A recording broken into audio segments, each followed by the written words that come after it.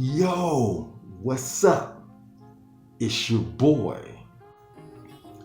I just wanted to do a video solely dedicated to directing. With a lot of things on my plate, it's the perfect time to talk to you one-on-one about directing behind the camera, setting up scenes, dealing with extras, dealing with main stars. It's a lot of work for a director to impose onto a film to make it right. A little bit of background, man. I went to film school my second year in college.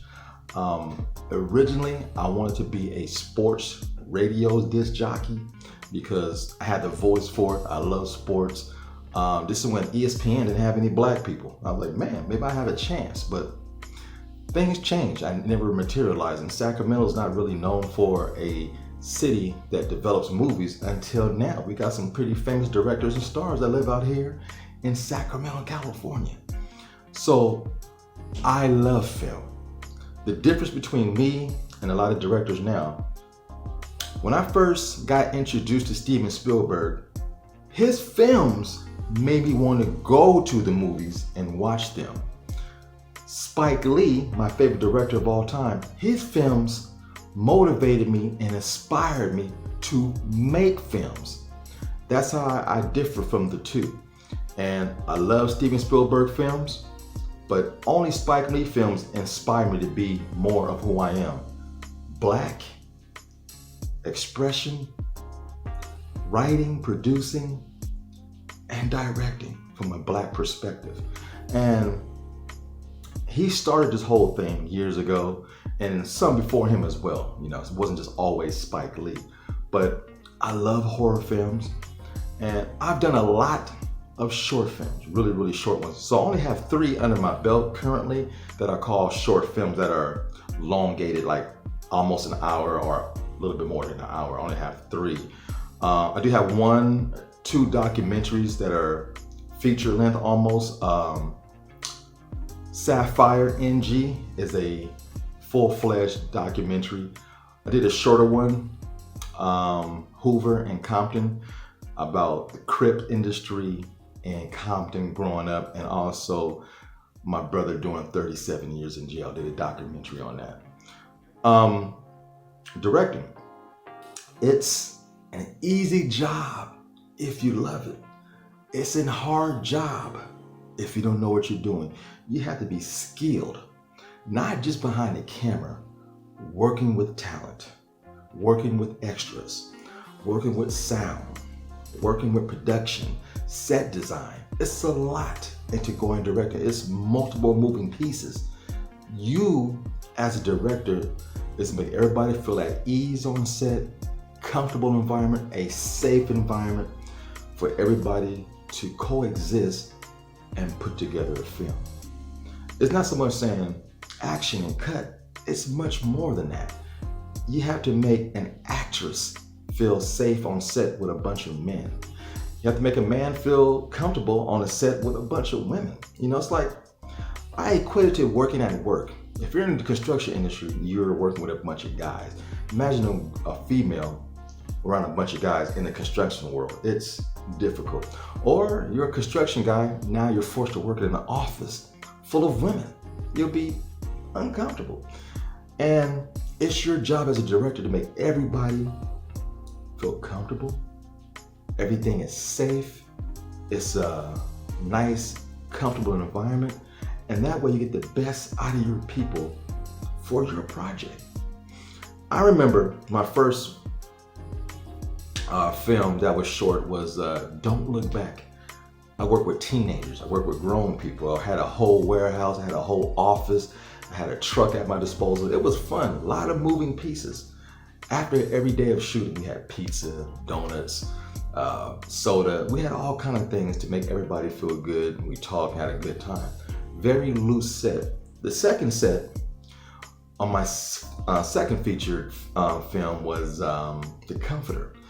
That one was different because it was just like 1 or 2 people at all times on set. It wasn't a multitude of people. This is during COVID.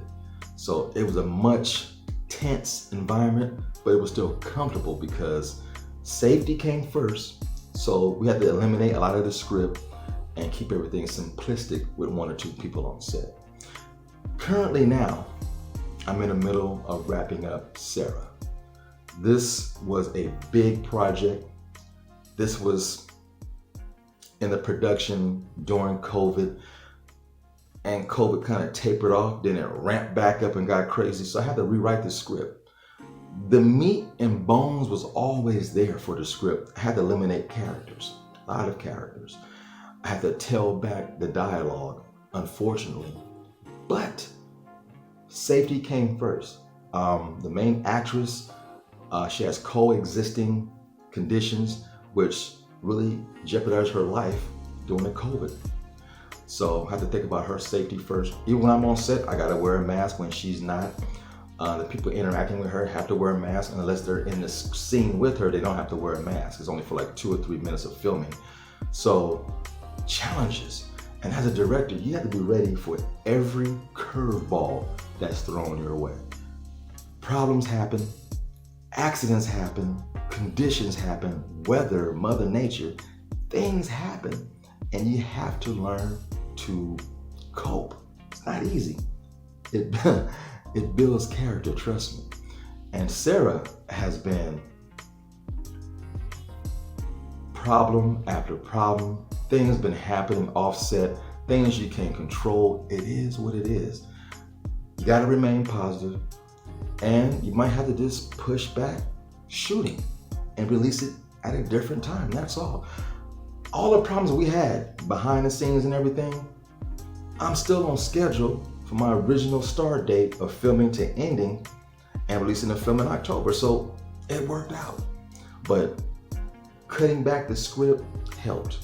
Eliminating some of the characters helped. The movie's still going to be grand on a scale, in my opinion, because I've never had this before. Second film, Comfort had a hotel. This one, I have a 2-story boathouse to use that floats on the water.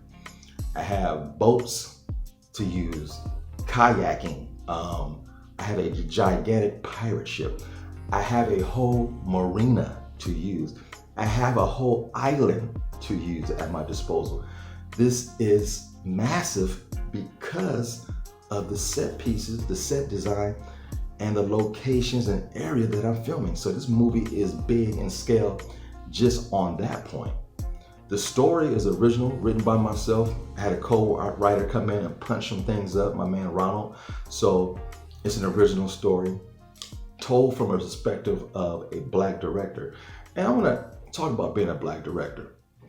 Being a Black director don't mean you have to be like Spike Lee. All your cast is Black, or you have Latinos, whatever. You know, diversity is what I preach. You see people wearing my t-shirts of all races and ethnic variant on my website and things like that. Chris Rock just recently did a Saw film. It was his treatment that they adapted at Lionsgate to do this film. He starred in it, he's the executive producer, and his idea. It definitely, you can feel the soul and the Black energy on this film. Jordan Peele, who I admire like crazy, he has flipped the horror genre on his head. The genre is now Black director, Black cast. He likes to keep everything Black, his leads and everything. I love it. Me personally, I still work with diversity. I have whites, Italians, Hispanic, Asian in my films. And Sarah would be no different. Yes, there's a Black man behind the camera, but you will see diversity in front of the camera in this film. And as you're starting out as a director, a lot of my YouTubers hit me up via DM and email. Hey, what kind of camera you use? Look, I have a basic cell phone I use, and I might upgrade in certain scenes to an iPhone to use in a film. That's it. No fancy cameras. I don't spend thousands of dollars on equipment. If you have an eye for film, then you have an eye for film. If you don't, I don't care what you use, it's gonna look like crap. Depending how you frame a shot, all of that is very, very, very important. Just like I do my videos. You notice I have no background. I never use background. The focus will always be on the person speaking, which is myself. If you have no personality, you're not a good speaker, people are going to tune out regardless whether you have stuff in the background or not. I choose to keep it simple and simplistic. That way you focus on the person at hand that's speaking to you one-on-one. And that's a camera trick. A lot of people film their videos with their whole body or sitting way back. No, I like to get in your face and look you in the eye so you understand where I'm coming from when I'm speaking to you. It's all something that's pre-planned, and hopefully it's effective. You feel like somebody's paying attention to you when they're talking to you. I try to do it when there's no distractions in the backgrounds and things like that, but things happen, and when you're live or making a video, stranger things has happened. But if you have a tripod, whatever you're using, push record, then push stop. You shot something. A lot of you guys are making YouTube videos, so you know how to edit and everything. Just make a 5-minute, 3-minute short film. It needs 3 elements. Act 1, Act 2, and Act 3. Whether your film is an hour and a half or 3 minutes, it's got to have 3 acts. You got to try to tell a narrative story, either with speaking or just with sound or just with visuals. And once you do that and you get comfortable, you grow and grow. If you go to my short stories, if you go to my short films on YouTube, I have a ton of them, but only 2 are major, and maybe 3 if you include the documentary and the one I'm shooting now. You grow as an artist. You look back at your first film, you're like, "This, Lord have mercy." But it's like that. It is what it is. And some people, their first time out, make a great movie and can never duplicate that. Some people make a crappy movie and they get better. Hopefully it's the latter. You make something kind of rough and rugged and you get better with time. This is me to give any advice you want. This is for my homies and my homettes. I'm here for you. I'm learning as we speak, but I learned a year and a half ago what kind of director I wanted to be. I want to remain independent. I want to have basically total control of what I'm doing, my scripts, my writing and stuff like that. Now there will be exceptions. I wouldn't mind working for a bigger studio as a director and have help. That'd be great. But I don't ever want to work for a big studio because your ideas will get lost unless you're somebody famous or somebody who's in the industry that's famous. I have a cousin who's in the industry in LA, in Hollywood. He's the one that gave me my first Hollywood script later last year. And he said, "Look, man, in Hollywood right now, half of the directors are using cell phones and lesser equipment because the demand is different. Me personally, I make films for the short and small screens. I love going to theaters. Matter of fact, I went to the theaters this past couple of days ago to see Spiral from the Book of Saul. It was the first time I went to a theater in over a year. It was fun. It was great. Prices has risen. There was nobody there. So this notion that theaters are back to being open and normal, no, it's not. No one goes to the movies like they used to. That's why the numbers are skewed when you hear about them on certain channels.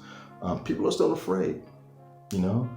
There's protocols and everything is different. But personally, the pandemic helped me in my career as a director because I know now I'm focused. There are platforms for people like me of race and small budget and simple equipment to make a film and get it exposed to thousands and thousands of people the day I release it. One is YouTube. And if you make horror films, Shudder takes your film as is and show it on their platform. 90% of us people have a cell phone in our hands. We get 90% of our information through that cell phone. So why wouldn't I make films for the small screen? There's only a handful of YouTubers who think Hollywood is the biggest and best thing in the world. And hey, that's fine. Continue going to the movies and spending your money. I'm not going to discourage you. Me, for one, I have a choice to stay home or go to theaters. As a director, I'm catering to the people like to stay home and not go to theaters. You can pop up your phone. You can watch my movie. Matter of fact, I'm gonna share it with a friend. You can send the link to somebody. You can share it on your page, Facebook page. That's the beauty of being an independent small director. When people like your stuff, it's going to get exposure, word of mouth, and word of social media. There's so many advantages that helps people like me who works on a minimal budget trying to make it in the industry. The industry is handcuffed. You might not want to believe it. Hollywood is corrupt. They have gatekeepers. That's why it took us forever to get black directors to make major films. And we still have struggled to climb. You know, I don't support the Oscars. I really don't support the Golden Globe, whatever it's called. You seen what happened with them? They're gonna boycott that shit because there is no representation for over 50 years of people of color. So how can I blindly go into an industry thinking it's gonna be great? Nah. Create your own energy, create your own stage. I don't have to worry about distribution. I click a button, thousands of followers and subscribers will see my film. There's your distribution. You know, oh man, start times. When will the movie start? Will I get the You watch my movie when you want. All you gotta do is push play and watch that. You can pause it and go to the restroom. Hell, you can watch my movie while you're in the restroom. Those are the advantages of making films for the small screen. I love it. It's great. And that's the wave of the future, whether you want to believe it or not. Movies, theaters will be something that's a specialty, like an amusement park. You go there for the really big movies, and other than that, I'll catch you later. The windows of movies are shrinking. It used to be 90 days in release. Now it's 45 days in release. Whatever Disney does, you might want to pay attention.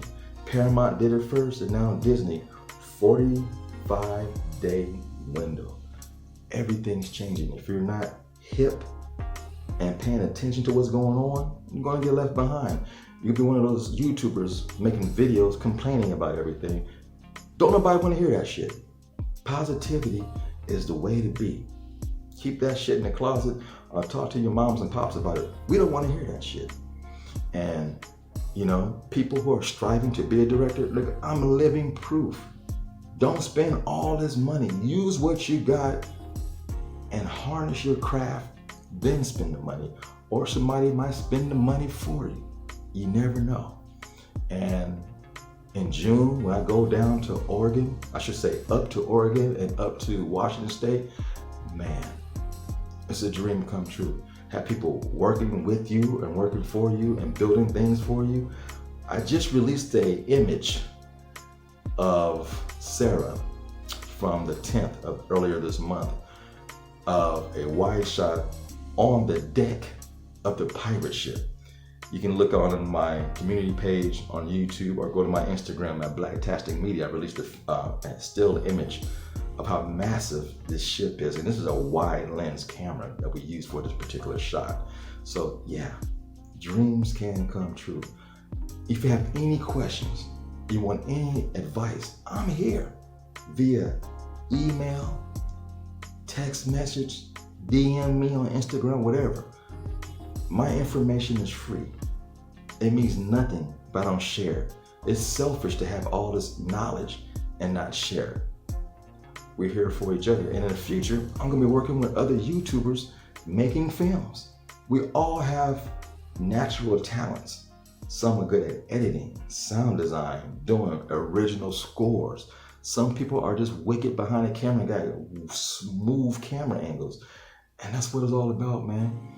And when you get together, that's how Steven Spielberg and people like George Lucas, they grew up together. You know, they were friends and they broke into the industry around the same time, and they are forever special because of that. So some of us YouTubers, we're growing up the same way. We're doing our thing together, doing collabs and stuff. And next thing you know, in the future, when major projects break, I'm gonna give you a call.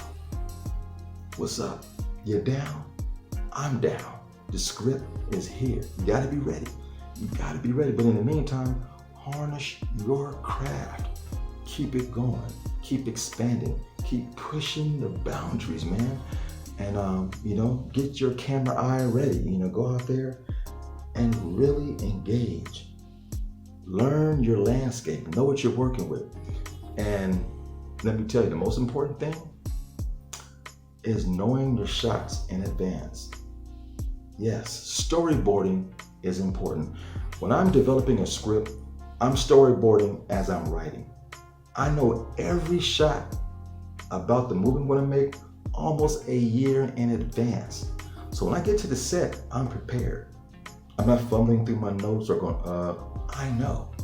I'm prepared. That's why when you work with me on movies, it goes by quick. I know what I want.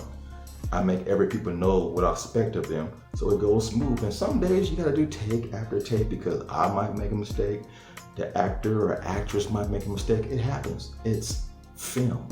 Things are gonna happen, but if you know what you're doing and you're well equipped and prepared, it can go by smooth. It can go by real smooth. But storyboarding, man, I love doing it. I literally get on the ground, on the floor, whatever, with my camera and think of all these different angles.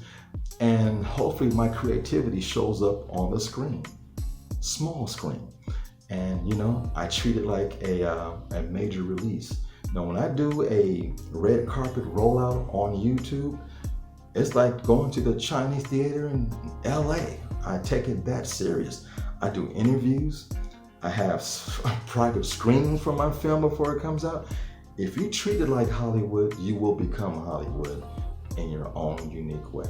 But hey, I enjoyed making this video. I want to do something a little different. I want to talk to you one-on-one as a director, how I get down in the industry. But what I have on the horizon, I'm working on a treatment about a werewolf story. Recently I did a short story series called What Have I Done? I wrote it about 10 years ago, and I broke it up into 9 different chapters and voiced what I wrote years ago in a poetic form. It went over really well. People liked it. So I'm working on a film, a treatment called roughly A Werewolf in Compton. And it's a cool story. It won't be like any other werewolf movie you've ever seen before. It's really cool, really unique, told from a perspective of a black man. The lead will be a black man, a black werewolf story. I think that's cool in the hood. And it's got to be done right, and it won't be told in a way that's stupid. You got to have really, really good ideas behind it before you get behind the camera.